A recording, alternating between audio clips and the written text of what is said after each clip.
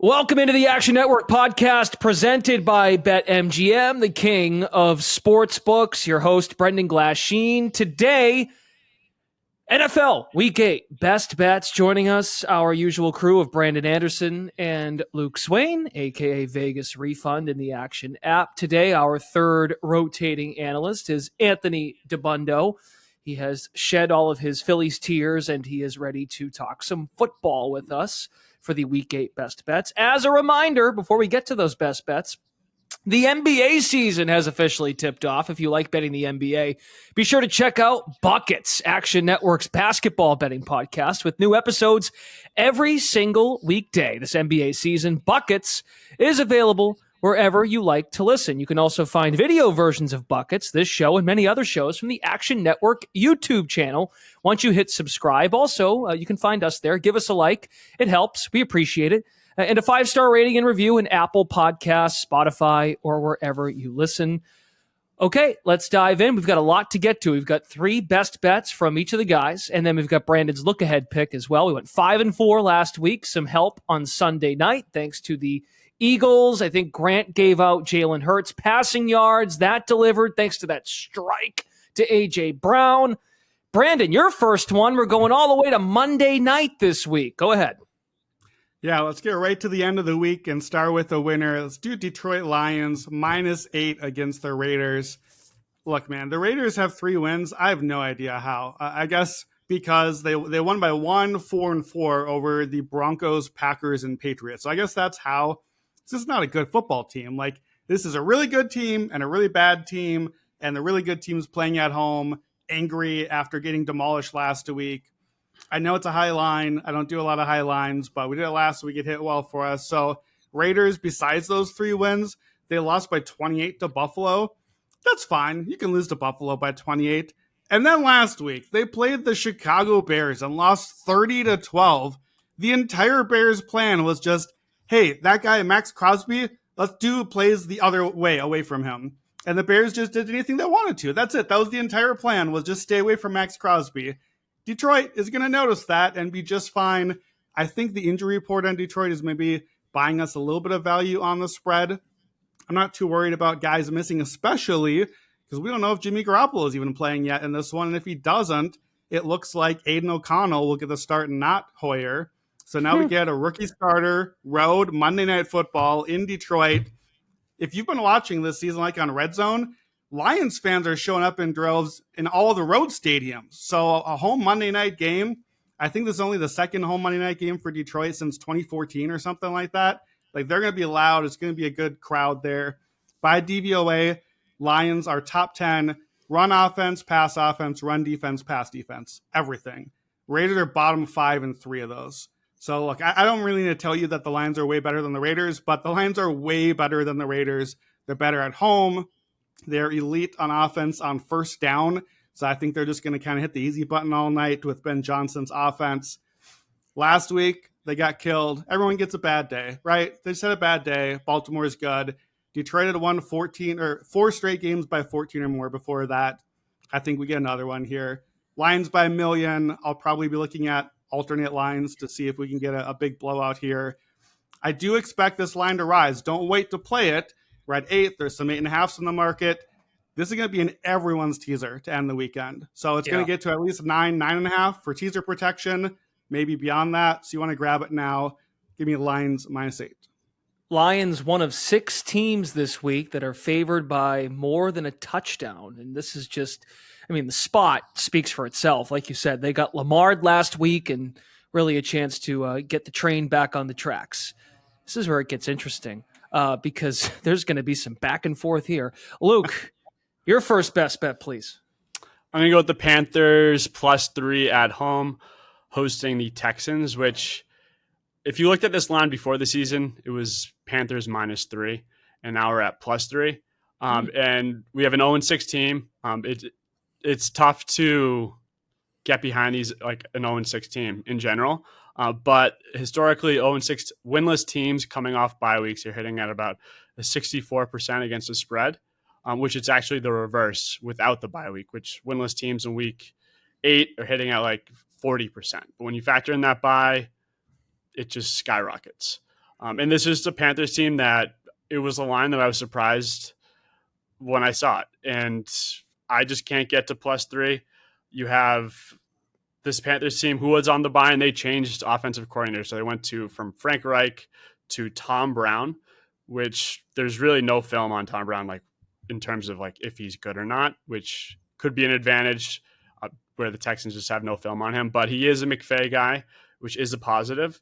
And Bryce is just fantastic against the zone. He's top 10 in EPA this year against the zone, which the Texans play a lot of zone. And this Texans defense, it's better than last year, but I think it might be a little bit overrated. They gave up some points against the Panthers, and not the Panthers, the Saints and the Colts, which aren't fantastic offenses. And the Panthers definitely are capable. It's just at +3, the Texans are kind of like the public's darling so far because they just keep covering and keep covering. And I think I've gotten multiple texts where like the Texans are my favorite team, like because they just are winning everyone money. Like my brother is just like auto betting the Texans every week, and this is just the week I think it comes back down to earth where the Panthers are going to get their first win. So Panthers +3. Okay, yeah. Reading up on Brown, Sean McVay speaks very highly of Tom Brown as an offensive mind. Possibility of less no huddle, which Frank Reich ran a lot of the past couple of weeks. More pre-snap motion, fewer running plays. Allow Bryce Young to sling the pigskin. DeBundo, I think you're going in the same direction as Luke, and then I know Brandon's got some thoughts. Yeah, I think this is a good spot. And I generally agreed with Brandon. I think have bet the Texans twice on this show in past weeks, but I think that this is a good time to go against them and come back on Carolina. The pass rush for the Panthers has actually been pretty good. They rank 10th in pass rush win rate, and they've gotten 2 opposing quarterbacks. The problem is they've fallen behind so much because their run defense is so bad, and they've started slowly in a lot of games that they've had to play their way back into games and not been able to use their pass rush at all. So that's been a problem for them. But this Houston offense is not particularly good against the run. They're 29th in offensive rush success rate. And the Carolina offense actually has a higher success rate than Houston, and on early downs, they've been better than Houston. So I think that this Houston team, they've been scrappy. They've fought their way into a lot of games. They've played a bunch of solid opponents and kind of overperformed expectations against them. Like that Jags win is aging really well. I like a lot of what D'Amico Ryans has done with the team. But just net success rate alone, these two teams are about even over the course of the season. And I would argue that the Carolinas played a much tougher schedule, all in all. Like Houston played Atlanta, New Orleans, Pittsburgh, Jacksonville, Indianapolis, and Baltimore. That's probably 2 playoff teams, maybe 3, just because of the NFC South. If you compare that to what Carolina has played, I know their division's really bad, but this Carolina team, played at Detroit, at Miami, at Seattle, and lost all those games, but it certainly is much more difficult situationally. They played 4 of their 6 on the road. Now they come home off the bye. Like Luke mentioned, the winless teams off the bye tend to cover more often than not. Teams that have failed to cover all season, the ultimate floor, nobody wants to bet them, right? Because there's people that definitely took them as a dog against Carolina, against Detroit, and against Miami the last 2 weeks and lost. And now really nobody wants to back them. And I expect a lot of Houston love here that I just don't really agree with as road chalk now, which you would have laughed at if you said that Houston was going to be laying points to anybody before the season except maybe Arizona on the road. So I think this is a good, sell high, buy low on the Panthers. And there's actually some 3.5s popping now too, which is the all-important 3.5 hook. And Brandon, you gave out Texans -3 at Carolina on the look-ahead spot last week, and you got it at 3. That's the good news. It's 3.5 now in a lot of places, as DeBundo said. What is your response to these two? I cannot believe you guys have the audacity to come in here on Texans Island and blaspheme the name of Texans Island. No, look, I think I get this the case for Carolina coming off the bye week. Thomas Brown, I've been excited about him as an assistant coach for a while now. So I like them giving the reins over to him. I fear a little bit for you get your first time ever. There's no tape on him because he's never called plays before. Now you got to call plays your first time against a D'Amico Ryans defense. Like, that's not a chore I'd love to have in my first game calling plays. So I can go both ways. You get to surprise the defense that way. You can't scout against it, but I think D'Amico will have some surprises too. Carolina off the bye, you're right, but Houston's off the bye too. So Right. I think the way we have to give credit to Carolina correctly for how will they be better now and how will Bryce Young have settled in and whatever. Like, well, Houston's been good already, and now they can get better too. They can self-scout and say, okay, what else can Stroud do? And I think too, the health report is what really would sway me away from being on Carolina's side. Carolina's defense is missing like half of their guys, where Houston finally, after as bad as things started, is getting their line healthy and the secondary healthy. All of that said, I took a -3 on the look ahead precisely because I knew I would not want -3.5 where I thought it would get to eventually. So I'm going to give the guys 3.5. And I'm just going to say, please, God, don't let the Texans win by exactly 3, or we're somehow going to push my bet and lose both the other bets and really screw up the podcast record here. So are we grading this at 3.5 or 3, Brendan? What's the official rule on that? Because I would like the 3.5, and there are 3.5s painted across the board as we sit here. I get to decide. Well, the way we've always done this, as we record, what the line is what the line is. So you get 3.5. Take it and run. We're going to take it. We will take that. I will say Houston out, they lose to Atlanta. I am so honored that you asked me to make that decision. Like that's like my best moment on this podcast in the year and a half I've done this. So thank you. There's no one else on the show that can be a neutral arbiter.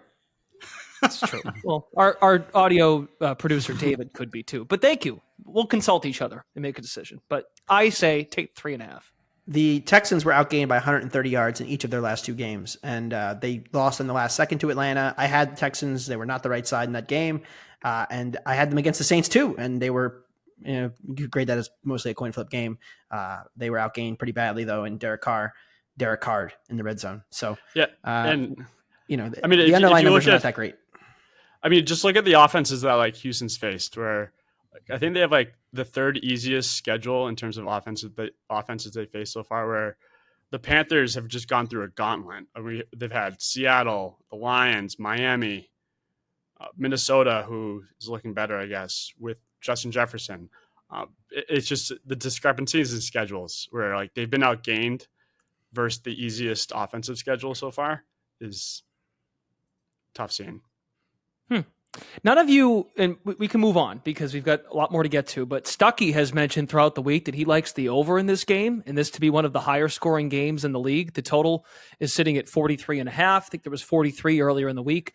But I'm fascinated by the total and also seeing the Panthers are at 20.5 team total with all of your points about the new offensive play caller. We don't really have an idea of what Brown is like as far as a play caller. So I just thought that was interesting that there's confidence that they can get over 3 touchdowns. And I just think the floor is so low, like off of Reich. Like clearly Reich, he couldn't do it at the Colts, where like it's going to be hard not to see improvement with Brown, even though we have nothing. We're like the floor is just too low for Brown not to be an improvement.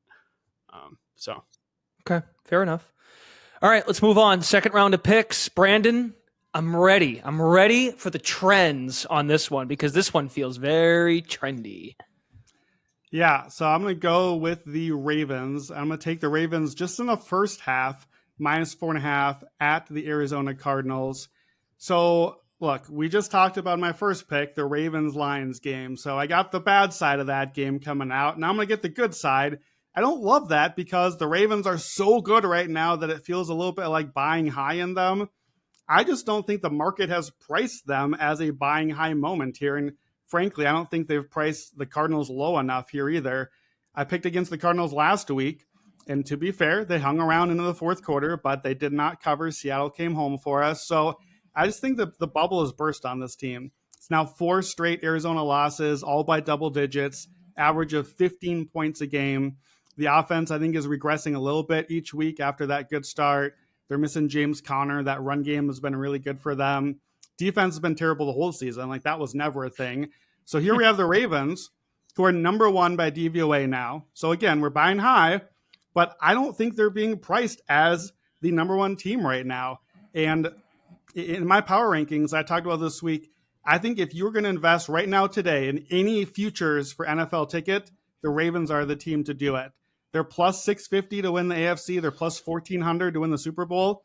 By like DVOA metrics, That's about double the price that these should be right now on the Ravens. Mike McDonald's defense is playing great despite missing a lot of guys early in the season. They're getting healthy now. The offense is looking good. DeBundo, I know that you're going to love this part. Jonathan Gannon, Cardinals coach, terrible against elite quarterbacks. That's the thing forever is he's vanilla. His defense just gets beat up by elite quarterbacks. And every nerd on the internet is drooling over Lamar Jackson, just lighting up opponents right now. As a passer, he has never played better. And I just think that the Ravens could probably name their number in this game. So why am I playing the first half? Well, as I was choosing picks last night for this was at a -8, 8.5. It's jumped to 9.5 now. I'm not super too worried about that. I don't mind just taking the whole game. That's probably a teaser protection move like we talked about. At 9.5, you can only tease to 3.5. You can't get below the key number. But Ravens first half offense, 3rd by DVOA versus 20th in the second half. And for his career, Lamar Jackson first half has always been a thing. For his career, 42, 24, and 2 against the spread, 64% in the first half. 5-2 this season. Here's the last 4 Ravens games at halftime. 21-3, 10-3, 18-3, 28-0. That Todd Monken offense, they're getting the practice in. The scripted offense is coming out quickly. I don't mind the Ravens full game. I don't mind the high line. I'll probably end up doing both, but I'm just going to take the first half here. There's a -4.5. First half lines, you got to shop around because there's some different numbers out there. They don't always move as uniformly as the full game market. So I'll take the Ravens first half -4.5.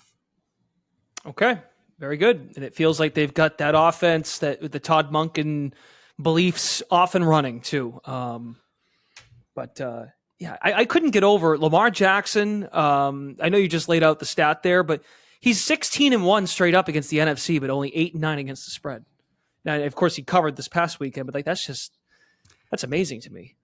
Yeah, I'm not gonna lie. I know DeBundo in your column, you're on the Ravens this week. I will probably be betting the Ravens. I believe Six Pack took the Ravens as one of their early picks, all for a full game cover.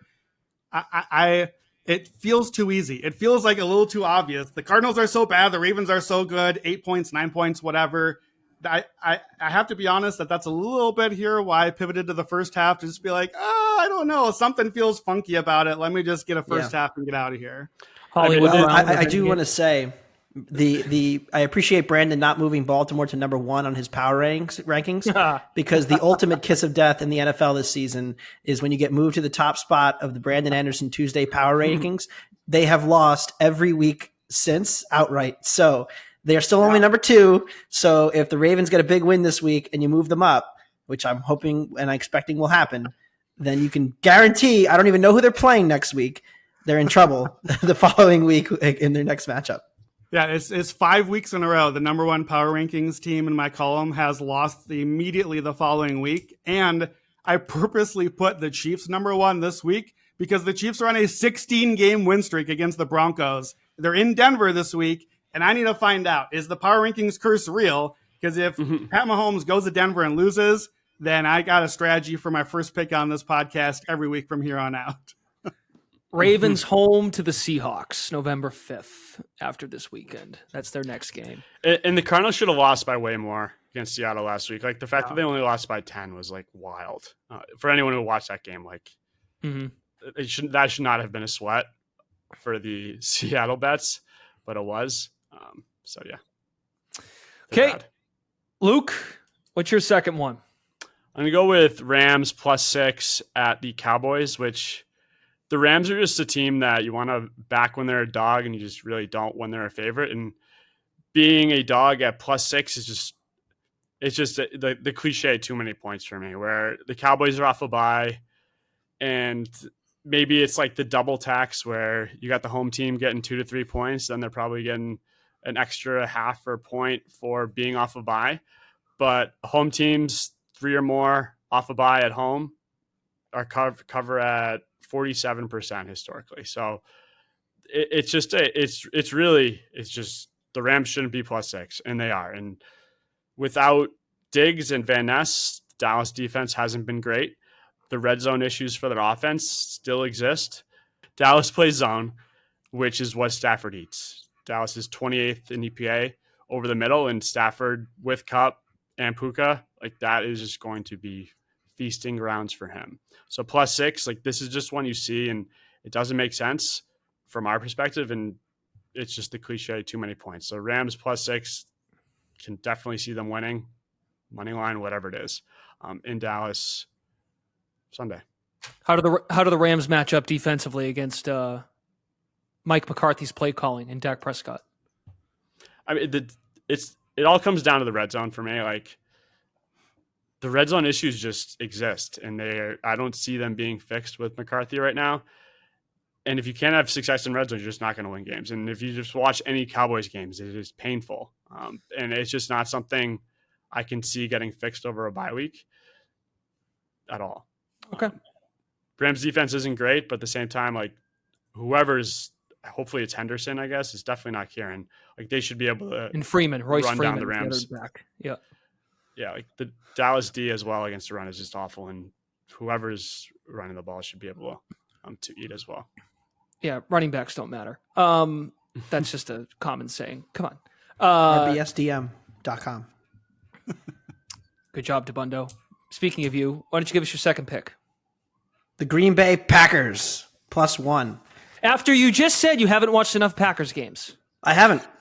Oh, It's funny because I haven't really bet any Packers games. I bet them in week 1. I have not bet for or against or a total in any Packers game since week 1. I don't know what to make of Jordan Love. Luke asked me before the show, would I take Jordan Love or Desmond Ritter? I don't know. I think sorry, I may have just blown up your spot too, because maybe you said that before we hit record that you haven't watched a lot of Packers games. But okay, you're watching film this week, right? I haven't, but I can look through box scores and form opinions on teams. I think I want to. Sometimes watching games is overrated. It biases people to remember certain things. Now, I do watch the NFL though, so don't get that twisted. But well, the Phillies are out, so you have more time. Exactly. Wow, yes. wow. Sunday from 1 to 7. Hey, Brandon, I got your back, man. They're piling on this Panthers stuff. I'm just coming back on the other side. And I'll pick against the Vikings too. Come on, all right, make the case, DeBundo. So like 3 or 4 weeks ago, everybody wrote off Minnesota, right? And the Vikings were done. They were finished as a team. They started the season poorly. Justin Jefferson goes on the injured reserve, and everybody kind of is just like, "Yep, blow it up." Kirk Cousins probably traded. They're gonna, gut the team, start the rebuild. They win a couple of games, including on national television, which everybody just watched, against the 49ers. And really, now that we've learned about Brock Purdy's concussion situation, I think it kind of changes even what I think about that victory, because Purdy played really well until the end of the game. And now we saw the play where he got the concussion on the sneak. He took a huge hit and he threw 2 picks after that. I think that had a major impact on the game. Also, the 49ers not having Debo, not having Trent Williams plays a role for them as well. Now everybody wants to buy in on Minnesota again because of these 3 straight wins. Everybody is now out on Green Bay, who started the season, with a couple of wins, 2-1, and then lost 3 in a row and pretty ugly losses to the Raiders and to the Broncos. But I think this is a good matchup for the Packers because you can run the ball on Green Bay. Their secondary is pretty good. And Minnesota doesn't really run the ball much. The Alex Madison experiment has not gone well. Their rushing numbers are pretty down. They don't run the ball a lot. It's mostly a pass-heavy offense. And Jair Alexander is back as well for Green Bay. They did lose Stokes. They put him on the IR, so that's not great for Green Bay. But getting Jair back to cover Addison, I think, is a big plus. And I just think that, at the beginning of the season, I thought Green Bay was the better team. Through the early portion of this season, I still think Green Bay is the better team, and I'm catching a point at home. I think they should be a small favorite. So give me the Pack, go for the second time all season. And I will actually watch this game now since I have action on it, and I will be having to get a better opinion on what I think of Jordan Love. This is a great matchup for him, though, against a bad Minnesota secondary that anybody can carve up. Okay, fair enough. So your handicap of the Packers is crapping on the Vikings. That's fair. Okay. All right, last round of picks. Brandon, what's your third one? All right, this is gross. Give me the Tennessee Titans +3 against the Falcons. Gross. I'm picking Will Levis in his first start after I dumped on him the entire draft process. No, I don't think Will Levis magically got good overnight. No, I'm not excited to back him here. He's playing Desmond Ridder, so let's just ignore the quarterbacks in this game. Tennessee might be playing both guys, Malik Willis too. I don't know what's happening. Like, the quarterback play in this game is not going to be pretty. Here's what we do know. Mike Vrabel coming out of a bye week. Number one, 5-0 against the spread after the bye week for Mike Vrabel. Now he's had a whole week, not just to any opponent, but his old pal, Arthur Smith, the guy that coached offense in Tennessee for a couple seasons. Guess who schemed up against that week after week in practice and knows, like, what's Arthur going to be doing here? Spoiler alert, running the football. It's all he does. Vrabel's going to be ready for that. I think he's going to want this game against Arthur Smith. It's a pretty terrible matchup for Atlanta because the one thing we know about Tennessee for years now is they're a pass funnel defense. They can totally shut down the run game. That's all Atlanta wants to do is run the football. So Tennessee secondary is beatable. If you didn't have Desmond Ridder, but you got to actually pass the ball against a beatable secondary to beat them. Good luck with that. Tennessee is way better at home so far this season. On offense, DVOA 15th versus 30th on the road. Defense 8th versus 25th on the road.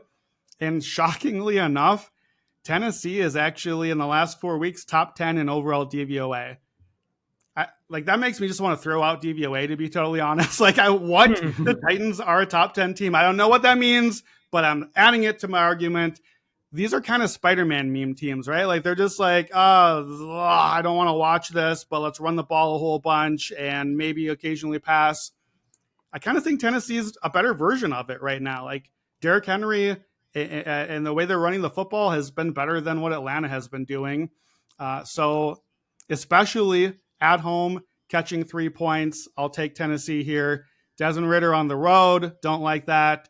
I thought about just going back to the bet against Ridder in the first half. Well, he finally covered his first half ever the time we played it last week. So I don't mind that if you want, but I'm still stinging over that one. Mike Vrabel as a home underdog, 61% ATS. As a underdog of 3 or more in his career, 23-11-1 ATS, 68%. And as a home dog of 3 or more, he is 8-4 straight up. As a home underdog of 3 or more points, Mike Vrabel is 8-4, 83% ROI on the money line. And even if you just ignore the teams, you've heard me on this podcast give out a trend when the total is below 42. Underdogs of under 4, 64% ATS. That's up to 70% this year. The total is way below 42 here. I think it's like 35.5 right now. Yep. When the total is below 37, the underdog is 10-2 ATS. Of course, because the 3 points are all the more valuable if we're only going to score like 35 points combined here. So it's disgusting. It's Will Levis. It's Malik Willis. I can't believe I'm doing this. I literally have bet the Titans win total under for the season 2 weeks in a row. I like the spot. I'll take the Titans +3. Okay, and not to mention Arthur Smith and that press conference this week in regards to the running game and Bijan having an illness and Algier getting more carry. Like, that whole thing is just still haven't figured that one out. Luke, you're going the other way, though, on this one. That's your last one, Atlanta -2.5. Why? Yes, I mean, this is more of just like a fade in the Titans than actually backing the Falcons. And it really, normally, like, one of, like, I guess my core principles is like never betting against like a QB that hasn't started before, like never betting against an unknown, which usually when we're in those situations with backup quarterbacks coming in, like we're looking at lines in the 4 or higher, the 7 range, where the fact that this is at 2.5, 3 right now just makes it too enticing for me. And Levis looked really, really, really, really bad in the preseason. Like, I think his PFF grade was like sub 40, and he had like 2 picks and a fumble. So in like on downs that like mattered. So he looked really bad. And like, if it's Malik, I mean, I guess, but it's just Levis is bad right now. Like, I remember in the mock drafts, he was pegged to go top 5 pick, and he fell to the second round. This is giving me nightmares back to our draft episodes in the spring. Like wasting clearly our time with the Will Levis rumors. Yeah, which and then you're going to put Levis behind this offensive line, which is probably the worst offensive line in the league right now, going against a Falcons D that just continues to be underrated. They're 6th in EPA against the run and number 1 against the run in success rate. And like Brandon's trends are all like great. And Vrabel's probably like one of like my favorite coaches in the league. If I was starting a team, he might be my first pick. But we're talking about a Titans team that is a lot different than years past. Like, this is probably Vrabel's like worst Titans team by far. And I mean, they just traded Kevin Byard, who's probably a top 5 safety in the league. So it definitely sends a message on where they see this team going off the bye, and it doesn't seem in the right direction. And Ritter's is scary on the road and hasn't been great, but the last 2 weeks he's improved the last 2 weeks to a level that I think is above their perspective at this point, relative to what he has been earlier this season. And then the Titans defense has just been bad as well. Secondary is awful. The run D, okay. But they've gone against the 4th easiest schedule in terms of offenses they face as well. And they're still one of the worst defenses in the league. So Titans minus 2.5 going against a backup QB. I know we have Desmond Ridder, but usually these situations we're looking at lines that are 4, 5, 6, 7, whatever it is. But at 2.5, it's too enticing. Maybe it's a trap. But I'll just, please, one of us will win. So from my point of view, the Titans are facing a backup quarterback too, but so it's what I think about Desmond Ridder at this point. Okay, DeBundo, one more. We got to move right along here. So what do you got? Quick. The NFL, one of the NFL rules of equilibrium is the Mike Tomlin 500 stabilizer rule that I just invented 5 minutes ago. The Steelers are now 4-2. This is not a rah-rah Mike Tomlin spot. It's a blah-blah Mike Tomlin spot. Terrible, I know. In reality, though, the Jags are a much, much better team. And I have somebody who's came into the season down on the Jags, but I couldn't be lower on this Pittsburgh offense. I mean, they somehow managed to lull every team to sleep and then put together one great drive in the fourth quarter of every game to trick people into thinking they're actually good. You cannot run the ball, or they cannot run the ball, which is really the way you can't run on Jacksonville to begin with, and they can't run the ball. Therefore, they're going to be extremely one-dimensional. It's going to just be Kenny Pickett dropping back. Jalen Warren, that's it. Like, no more Najee. Like, it's incredible. Like, just give Warren all of the snaps. Sorry to interrupt you. It's just, like, insane to me. Even if they give Warren the snaps in this game, though, Jacksonville's defense is elite against the run. And I think the Jags can exploit what is a very mediocre pass defense in Pittsburgh. But the Steelers' pass success rate below average, pass EPA below average. Like TJ Watt is good at creating havoc, sure, but without the splash plays, it's a very average defense. And the Jags, what I like about their offense, as much as it is inconsistent on a week-to-week basis, they don't waste downs running the ball. And that is huge because so many teams try to play keep away against this Pittsburgh team and try to just, like I said, lull them to sleep. And they end up letting Pittsburgh hang around, and then one big splash play, and all of a sudden it's a tie game in the fourth quarter. Jacksonville has the lowest pass rate on 2nd and 10 in the NFL, lowest run rate on 2nd and 10 in the NFL. That's a major key. They're going to put the ball in Lawrence's hands. They're going to get it to the weapons out wide and win this game by at least a field goal. I think Jacksonville should be laying 3. You can still bet 2.5. I like Jacksonville minus 2.5. Betting against Pittsburgh once again for the second straight week for me. Let's see if we can hold a lead or make a field goal. Because if we can do that, I think the Steelers are going to start regressing here. I mean, they're still 31st in early down success rate offensively. Okay, going against all the Mike Tomlin blah blah spot. That's good. That's pretty good. We typically say rah rah on this podcast, but when DeBundo comes in, it's the blah blah spot. That's good.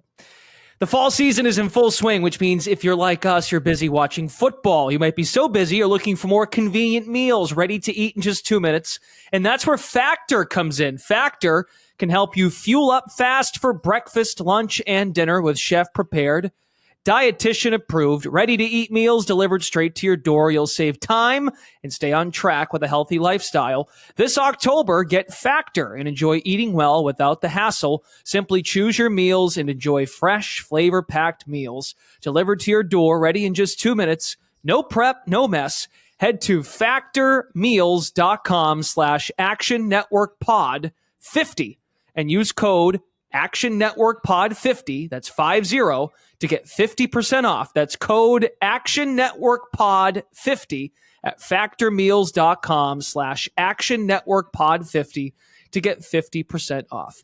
And gentlemen, more memories are made when you're there for live NFL action. When you need tickets, our friends at Ticketmaster have got you covered as the official marketplace of the NFL. Ticketmaster gives you more ways to find your perfect seat. Their interactive seat map gives you 360-degree previews of your section to make sure you have the best view of those pivotal plays. And if your plans change, Ticketmaster gives you more flexibility to sell or transfer your tickets. Plus, mobile tickets make getting in on game day a breeze. And you can even customize your Ticketmaster app to rep your team's colors. Find tickets today at Ticketmaster.com/NFL. Brandon Anderson, look ahead line for week 9. I shouldn't be shocked where you're going with this one. I'm not going anywhere, Brandon. I'm staying right here on Texans Island, the second straight week in the look ahead. Give me the Texans -2.5 at home against the Buccaneers. Look, I think this is honestly a much better spot than the look ahead we had from last week. We've talked a lot about the Texans on this podcast. -3, 3.5 in Carolina is something a little different. -2.5 under the key number at home against the Buccaneers. 2.5 is basically home field advantage these days. So you're saying Bucs Texans should just be a coin flip on a neutral? I don't know how we get there. Like, what teams have we been watching this season where we think those teams are the same? The Bucs have all sorts of like fraudulent underlying numbers on third down and in the red zone. They're a team that I'm looking to bet against going forward. Houston, we know I want to bet on Houston. We talked about them getting healthy. By EPA, if you throw out the first 2 weeks of the season, which you can't just throw them out, they count, but that's when Houston had all those injuries and a new rookie quarterback, rookie coach. Since week 3, EPA, Kansas City, San Francisco, Buffalo, Miami, and the Houston Texans. That is your top 5. I think that's going to go up after they beat Carolina this week. And the Buccaneers, by the time you listen to this, will have lost in Buffalo Thursday night.